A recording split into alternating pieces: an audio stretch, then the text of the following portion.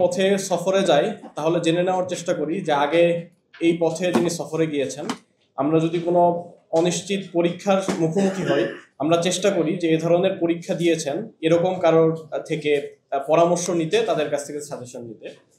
কিন্তু আমাদের জীবন, মুমিনের জীবন যে আসলে একটা পরীক্ষার জায়গা এবং আল্লাহ আমাদেরকে পাঠিয়েছেন এই পরীক্ষা করার জন্য, এইটি আমরা ভুলে যাই। এত বড় একটা পরীক্ষার জায়গায় এসে আমরা ভুলে যাই যে আল্লাহ রাসূল সাল্লাল্লাহু আলাইহি ওয়াসাল্লামের জীবন আমাদের সামনে সবচেয়ে বড় আদর্শ, সবচেয়ে বড় উদাহরণ, যেটা অনুসরণ করার মাধ্যমে আমরা মূলত একটা আইডিয়াল লাইফ লিড করতে পারি। এটি অবশ্য সত্য যে আল্লাহ রাসূল সাল্লাল্লাহু আলাইহি ওয়াসাল্লাম বারটা এত উপরে সেট করেছেন যে আসলে আমরা সেই জায়গায় যেতে পারবো না। এটা যেমন সত্য, ঠিক এটাও দুর্ভাগ্যজনকভাবে সত্য যে আমরা আল্লাহ রাসূল সাল্লাল্লাহু আলাইহি ওয়াসাল্লামকে পরিপূর্ণ অনুসরণ তো করতে পারি না।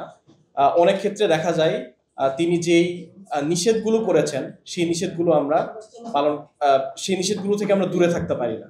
আবার অনেক সময় দেখা যায় যে যেই কাজগুলো তিনি করার জন্য বারবার এমফাসাইজ করেছেন সেই কাজগুলো আমরা বাস্তবায়ন করতে পারি না।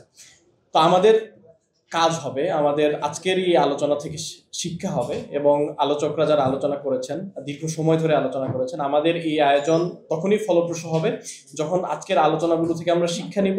শুধু শিক্ষা নিয়েই ক্ষান্ত হব না, আমরা সেটি আমার নিজেদের জীবনে বাস্তবায়ন করব। আমাদের প্রত্যেকের ব্যক্তিগত জীবন আছে, প্রত্যেকের পারিবারিক জীবন আছে, সামাজিক জীবন আছে, রাষ্ট্রীয় জীবন আছে।